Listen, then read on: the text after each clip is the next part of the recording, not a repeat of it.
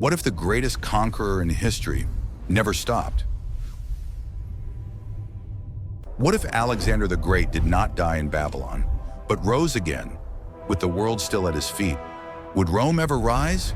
Would Christianity or Islam even be born? Or would one man forge a single empire across the earth?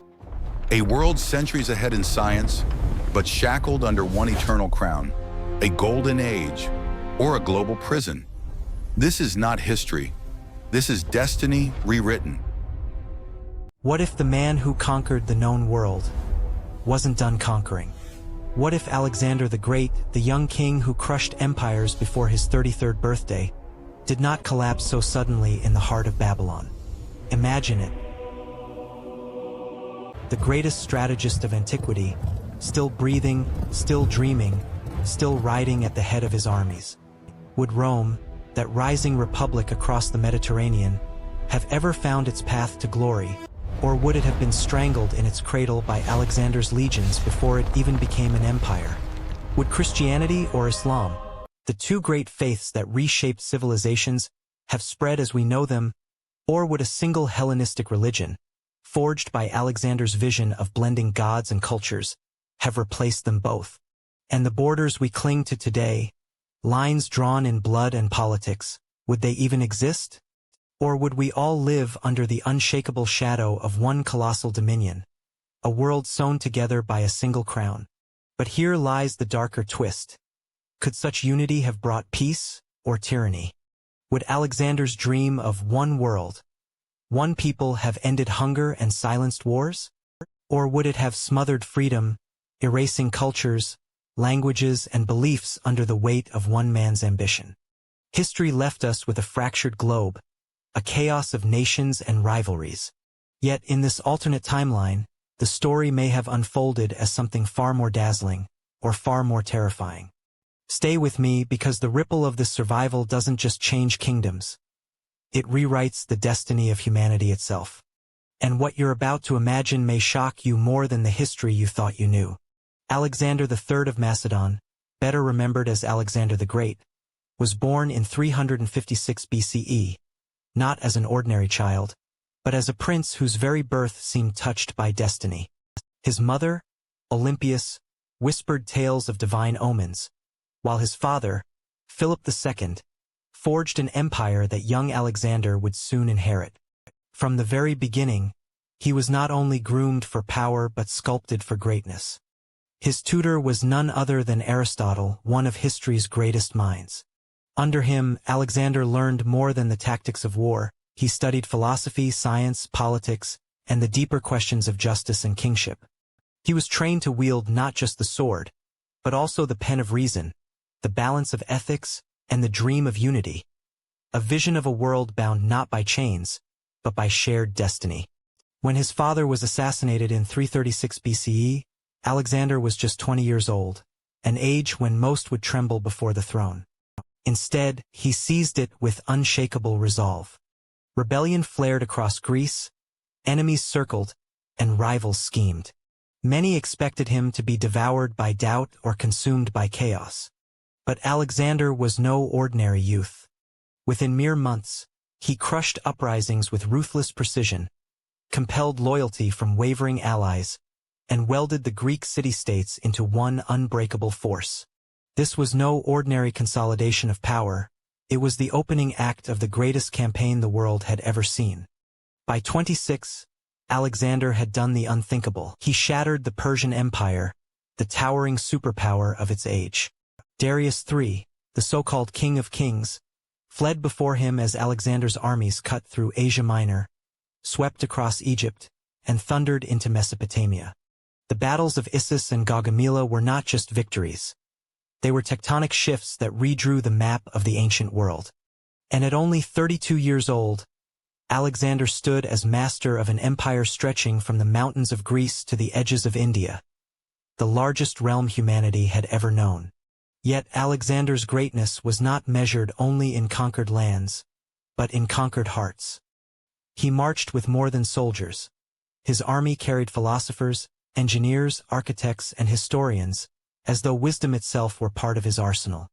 Where others built walls, Alexander built bridges. He married foreign queens not simply for political gain, but to weave nations into a single fabric. He founded more than 20 cities, each bearing his name, each planted like seeds of Hellenic culture across Asia. These Alexandrias were not just military outposts. They became laboratories of civilization, where Greek, Egyptian, Persian, and Indian traditions collided and fused into something entirely new. His dream was not conquest alone, but fusion, a single civilization born from many, a mosaic stitched together by vision rather than force. And then, without warning, the dream collapsed. In 323 BCE, inside the palace of Nebuchadnezzar in Babylon, Alexander fell gravely ill. Was it fever from the swamps, the slow poison of enemies, or the exhaustion of endless campaigns? Historians still debate, but what is certain is this. Within days, the greatest conqueror the world had ever known was gone. His death was not just the loss of a man, but the shattering of a vision. His empire, barely forged, crumbled almost overnight. His generals, the Diadochi, tore it apart in brutal wars of succession. The dream of one world under one banner dissolved into blood and betrayal. Rome began its slow rise in the west. New religions stirred in the east. The familiar world we know today, the fractured world of nations, borders, and rival powers, was born out of the ashes of Alexander's vision. But here lies the haunting what if, the turning point of history itself. What if Alexander had not died at 32, but had lived to 52? What if the greatest strategist, the boldest dreamer, had 20 more years, to fight, to build, to dream? Would Rome have ever risen? Would Christianity or Islam have emerged in the same way? Would East and West have remained divided, or would the globe have been united under a single culture centuries ahead of its time? Because if he had lived, history as we know it might not exist at all. The world we see today, the languages we speak, the borders we defend, the religions we follow, might be utterly unrecognizable. Imagine this: Alexander does not fall to fever. His body, once drenched in sweat and weakness, steadies under the desperate hands of his physicians. The camp that was mourning in silence erupts with disbelief. The king lives. At only 32 years old, his ambition is not dimmed but sharpened, as if death itself had brushed past him only to ignite a fiercer fire within. He summons his generals, his eyes already scanning maps, his mind racing toward horizons yet unconquered. Arabia is first, but only a prelude. Carthage lies across the sea, Rome stirs in the west, and beyond that, the unimagined lands of Europe wait like unopened scrolls of destiny. This single twist rewires history. The empire does not crumble into rival fragments. It tightens, expands, and solidifies under his command. Instead of division, unity forms around a living legend who refuses to fade. Instead of a premature ending, the story of empire begins anew. Roads stretch further, ships sail deeper, languages mingle faster, and cultures collide with even greater intensity. But ambition is a double-edged sword. Would this expansion bring a golden age of knowledge, or a nightmare of endless war? Would Rome survive, or be strangled in its infancy by a Macedonian grip?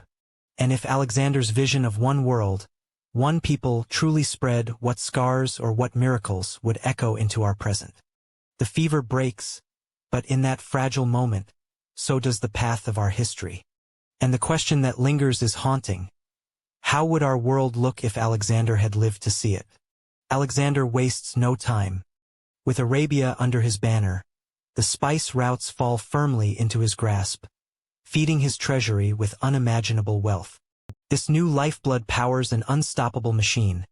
Fleets rise from the harbors of Tyre and Egypt, sailing westward with a single target: Carthage. The city that once rivaled Rome becomes little more than a glittering jewel in his crown. The Punic Wars, those epic struggles of Rome versus Carthage, vanish from history's scroll. There is no Hannibal, no elephants crossing the Alps, no desperate Roman defenses. Instead, Alexander swallows both powers before their rivalry even ignites. And Rome? reduced to a flicker, a fragile republic that never matures into empire. Its legions, still learning discipline, are crushed by veterans of Asia and Persia. The Senate silenced. No Caesars rise, no Latin language dominates Europe, no Roman law or aqueducts spread across the continent. The Mediterranean, that Roman lake of our history, becomes Macedonian blue instead. But here lies the paradox. Without Rome's order, who safeguards Europe? Does Alexander's vision create harmony across East and West? Or does his sudden dominance erase the very foundations of the world we know today? Alexander was not only a conqueror of lands but of ideas. His dream was fusion, a deliberate weaving of East and West into a single tapestry of civilization. Persian nobles marry Greek elites, forging dynasties that carry both traditions in their blood. In bustling marketplaces, Greek philosophers debate with Indian sages. Egyptian priests exchange astronomy with Babylonian scholars. Sanskrit texts are translated into Greek, while Greek geometry reshapes Persian architecture. Cultures that once stood apart now flow into one another like merging rivers. Picture not one library of Alexandria, but a network of knowledge.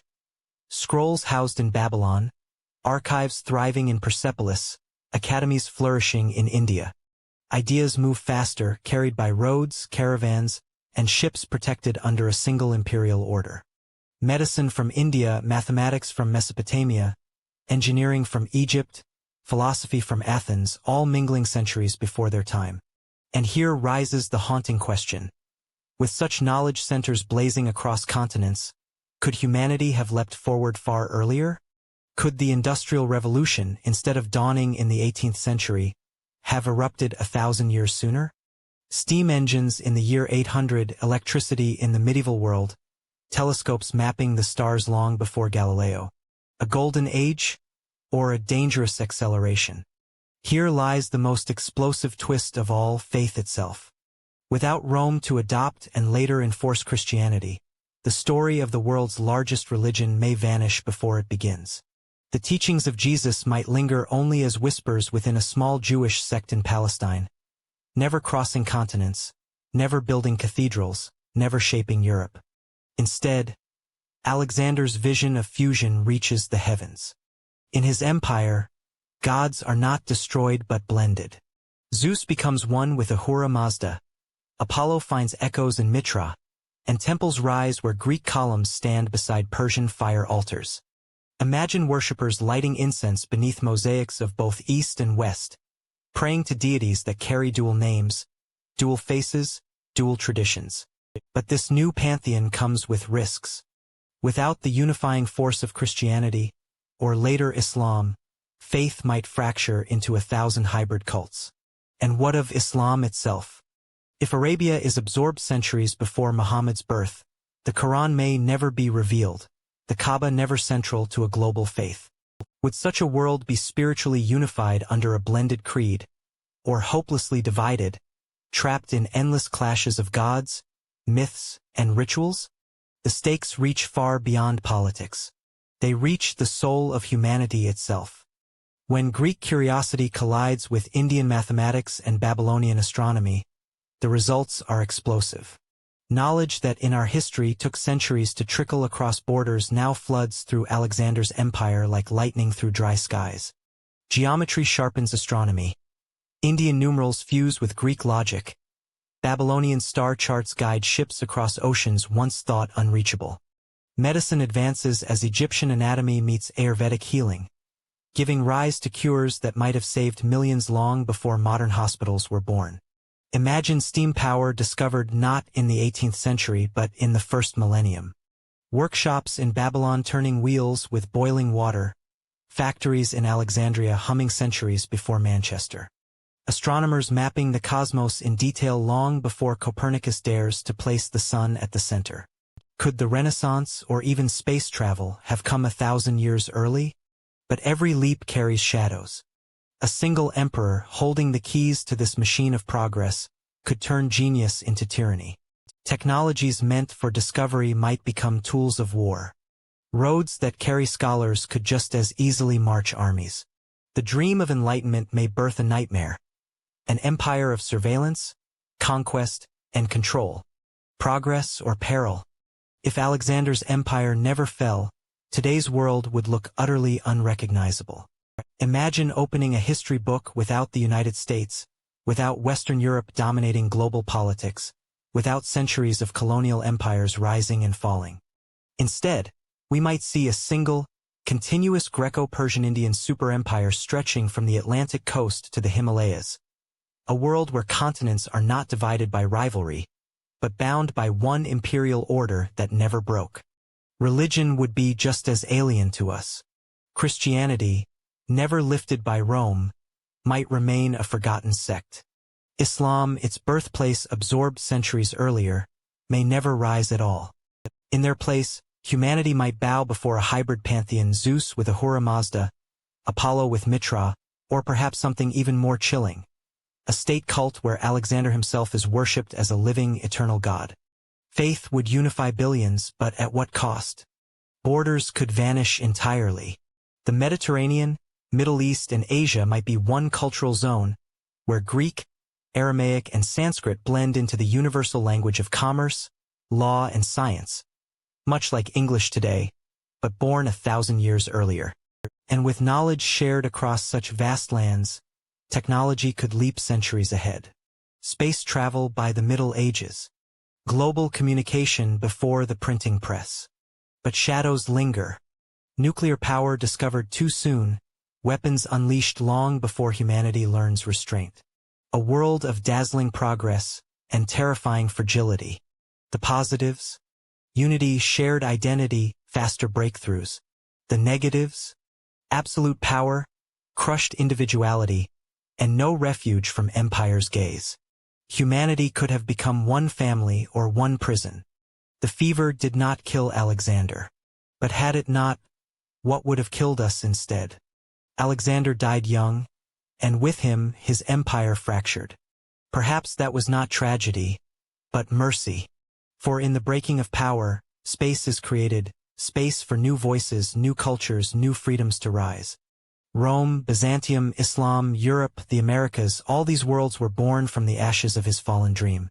Diversity thrived because no single crown smothered it forever. And yet, the haunting question lingers. What if he had lived? Would we now walk in a world of dazzling progress? Steam engines in the Middle Ages, men on the moon before Columbus even sailed, or would we all bow beneath the shadow of one eternal throne? History whispers a warning. Power that never dies becomes tyranny, no matter how noble its beginnings. Even greatness, when eternal, can turn to chains. And sometimes, mortality is humanity's only protection. So I'll leave you with this burning question. If fate had chosen differently, would you prefer to live beneath Alexander's eternal empire, united and advanced, but bound under one crown? Or in the fractured, chaotic, often painful world we inherited? A world of diversity, rivalries, and freedom hard-won. History never gives both. It forces us to choose. Comment below, I want to know where you stand.